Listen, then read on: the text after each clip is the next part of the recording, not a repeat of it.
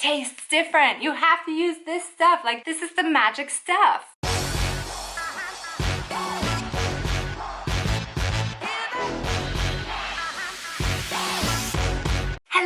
Hello, and welcome back to my channel. If you've not been here before, my name is Jenna. I'm a Canadian who has been living here in Germany since 2014. This channel is all about culture shocks as a Canadian living here in Germany, but if you are relocating yourself, don't forget to check out lifeingermany.com. You will find much more information over there on the actual process of relocating, and you can also download your free 17-page checklist down below. So it has been now 7 years. Wow, 7 years since I moved to Germany, and there are a lot of things that I still have not been able to find here in Germany for the life of me. And I've posted on blog posts, I've posted in videos about these particular items, and we have found alternatives, but not the real deal, you know, like the stuff that I need.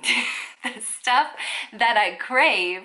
And so today I'm going to share with you 10 things that you will never ever find in Germany. If you have, let me know. Otherwise, these things I have been on a 7-year hunt for and pretty much never find them. So let's start out with some basics. Deo sticks, like deodorant sticks. These things, this is my deodorant. I buy like a pack of 20 of these every time I go to Canada, and then I come back here. And these are like, I don't even know how to explain it if you've never seen it. It's literally like a bar. I don't know, like a bar of deodorant, you know, and it rolls so nicely. And the spray that they have in Germany is so cold, or like the liquid is so cold, and I can't do it. I've tried so many times because it's inconvenient to have to pack a suitcase full of deodorant from Canada over here to Germany, but that's just something that I really miss.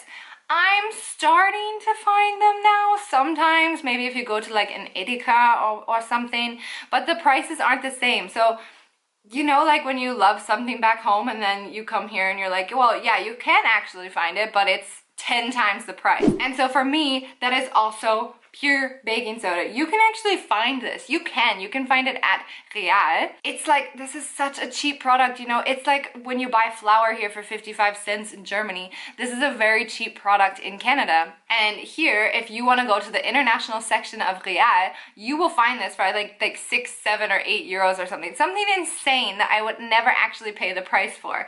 I know there's a good alternative here in Germany, which is called Natron.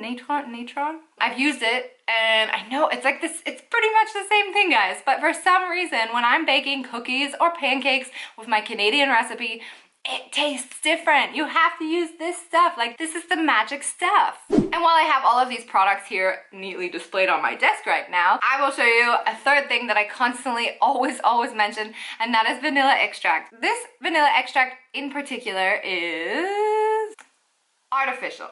So it is not real vanilla extract. A lot of people in Canada do use real vanilla extract, but I don't know, growing up when you have like a lot of kids in the house and a low budget, like you would buy something like this. It's a huge bottle of vanilla extract, artificial vanilla extract. And this is for baking cakes, for making pancakes, you know.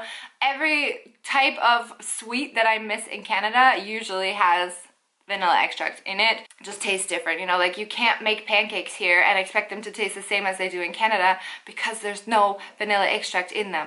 They have this like vanilla flavoring in those small tubes. I don't even know how to explain them, and usually they're like a bourbon vanilla. I've tried it, not the same. Totally different. And on that topic, chocolate chips is something, again, I need for my cookies. Like, there's so many ingredients, you know, you need this, you need chocolate chips, you need so many ingredients to make chocolate chip cookies. And I guess that's why chocolate chip cookies aren't such a huge, you know, pastry or dessert here in Germany, is because the ingredients are quite North American. But the chocolate chips in North America, specifically, you know, by like Hershey's or whatnot, they taste different, they melt different. Here you will find chocolate chips, I believe they're called like chocolate buttons or chocolate drops or something here in Germany. You can find them a lot of places. I've even found them at like Penny or Aldi or Lidl. But they're very different. I can't explain it to you. It's just like these, you know, massive packs of chocolate chips, like the drops, like those like Hershey Kisses looking drops, are the ones that you need to put in your cookies. And you will never see these in Germany. So if you do, if you have, please let me know. I am still on the hunt. And a quick pause to give a huge shout out to today's sponsor for this video, Lingoda. This likely doesn't come as a surprise to you guys. I've worked with them before, I've taken many German classes with them, and I am a huge fan of Lingoda.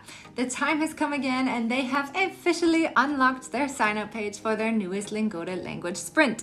So if you are new to my channel and you haven't heard me talk about the sprints before, here's the gist. It is an intensive language course where you're put up to the challenge to try and consistently take language classes for 3 months straight without finding an excuse to get out of it. That is my way of learning. And bonus, if you attend all of your classes, Lingoda will refund you the 50% of the course fee. More than 40,000 people have taken part in the Lingoda challenges in the past. Well, because who doesn't love having that drive to get your butt in gear and get learning, but actually get rewarded for it at the same time? Within those 3 months, you'll go from actually understanding small talk to really be able to have a conversation. So if you want to give it a try, you can go ahead and you can sign up until July 16th, and courses are going to begin on August 2nd, 2021. And depending on your schedule, you have 2 different sprints that you can choose from. You've got this super sprint where you can attend 30 classes a month for 3 months and get 50% cash back. Or you can attend the sprint where you attend 15 classes a month for those 3 months and get that 50% cash back. So 15 or 30 classes, you can decide which works best for you, but you're not going to get that cash back unless you actually go to class. So I think it's a good push, right? Both the plans require you to put down a €49 deposit, and each plan is then paid in 3 monthly installments. It's also not just for those of you who want to learn German like I did. They also offer English, French, Spanish, and business English as well. I've got the experience personally from taking their German classes, and for me it's been an awesome way to stop finding excuses. I usually complain about how long it takes me to get to class, and then I end up bailing because I'm just too tired or too lazy. But Lingoda classes are online and via Zoom, and our teachers are native speaking and qualified teachers that are all over the world. So that also means I can take night classes when my son finally goes to bed. And then another super random thing I love is that you actually meet some really, really cool people in group classes of about 2 to 5 students, but the students are usually different every time, so I don't have to worry about actually like getting dressed and putting on my makeup when I go to class. The classes are 60 minutes long, and so for me that really seems to be kind of like that perfect chunk of time where I'm not feeling like I'm being burnt out of learning the language, but I could still do it every day if I wanted. So enough chatter from me. If you're finally ready to commit to an intensive language learning program and actually want to be able to speak a language confidently in just a few months, then feel free to sign up with my link. I will post that below. I will also post a €20 discount on the deposit for you guys below. And of course, if you have any other questions, you can always check out their frequently asked questions session before actually joining. So let's get back to the video. How about we talk about normal pillow sizes too? So normal pillow size here in Germany is 80 by 80 centimeters. The newer ones you can get are 40 by 80 centimeters. I have recently upgraded because finally like the 80 by 80 was just like killing my back and killing my neck, and I just don't get it. I think it's something you need to grow up with. But the 40 by 80 pillow is still like too skinny and too long. I'm so whiny, oh my goodness. In Canada, I believe the pillow size is like 50 by 70 centimeters, which is just a tad shorter on the length and a tad wider in height. But for some reason, you know, when you grow up with that and when that's something like your body is just used to this pillow. I've been here for 7 years and I still, like, I go home and I'm just like, ah, the pillows are so nice. And when we're on the subject of bedding and linens, I would also like to mention the loose sheets here. I have never found a loose sheet in Germany. So when I say loose sheet, in Germany we use the fitted sheet, and then we have like the duvet or the comforter. And there's no like sheet in between. But if you've been to North America, you will have noticed right off the bat that we have a loose sheet, that's what we call it, and it is like just a sheet, you know, it's not got the elastic in it or anything, and you put that under the comforter. We don't actually wash our comforters as often as they do here in Germany, because here in Germany they like take it out of the duvet and wash it all the time. When I came here I was like, oh my gosh, how much time do you guys have to wash your linens? It was so hard to take it off and put it back on.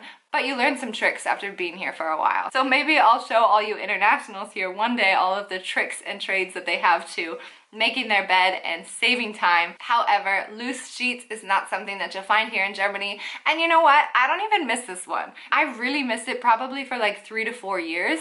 But now I just love, I don't know, you feel like so free without a loose sheet. It's so nice. And there's others, like you'll probably never find that you get ice cubes at a restaurant here in Germany. My mom, when she came here, used to go to McDonald's specifically because it's a North American chain and because she thought, you know, she was gonna get the bigger coffee size because in Germany, their coffees are just tiny apparently. All my Canadian family always complains about the size of the coffees in Germany, so they would go to McDonald's to get, you know, this extra large coffee and to get Coca-Cola or something in a cup with ice cubes because it's not all the time, it's usually never that you get ice cubes at a restaurant in your soda. You can ask for it, you never know what you're gonna get. I'm not sure why that is, but I mean, a lot of people complain that the ice cubes take too much volume up in the cup and you're getting less cola for it. But we just love a nice ice cold refreshing drink at a restaurant in Canada. A super random one I'm gonna throw in is Campbell's soup, specifically cream of mushroom soup. We use cream of mushroom soup not just to eat as a soup in Canada, but we use it for a lot of different casserole dishes or to make different creamy stews, and this ingredient I am missing in every one of my recipes for dinner. So if you have ever seen Campbell's soup, please let me know. And a couple more for you guys. You will likely never find trucks. When I say trucks, I mean like pickup trucks, you know, like Ford F-150s. These massive trucks driving around Germany. Maybe in the suburbs, maybe in the small villages, people might be able to import them from America and drive them around. I have seen maybe 1 or 2 here in Germany, and it's always like, it's so nice to see them driving along the road and you just wonder what their story is, where they got it, because you're not gonna buy one in Germany. And lastly, something that I have not experienced because I have not been to school here, but something that I've been looking into, of course, because I have my own child here, and that is offering sports in schools. They offer like extracurriculars, you know, like when they're playing outside. Some of them might be partnered to some extent with a local Verein, like a local sports club, but they do not have school sports where you're playing, you know, high school ABC against high school 1, 2, 3. Like that doesn't exist here, and that's something that made me really sad when I first learned about it because I realized that was my life in school. You know, I literally played field hockey, I played football, I did track and field, I did cross country. Every single evening of my childhood was booked out, and that was not because my parents forced me on it or anything. You know, they would have probably been happy if I didn't do any of it, but because I loved it. I was very, very athletic and it kept me busy, and that's where my friends were, and that's where I was the most happy. So it's very, very separated here in Germany. You know, they've got the local club and you have to then pick, you know, which local club you're going to be a part of. We also have that in Canada, and so that's the kind of hard thing. Like, I was actually playing football. When I say football, I mean soccer for all the North Americans. I played football for 15 years of my life, and I was playing in school during the season and then year round with my actual football club. So I was like playing double the football that the girls here in Germany were playing, if that makes sense. So I find it really, really interesting, but you're probably never ever gonna find school sports either unless you're enrolling your children in an international school here in Germany. Ach so, das war's. Vielen, vielen lieben Dank und wie immer, bis später.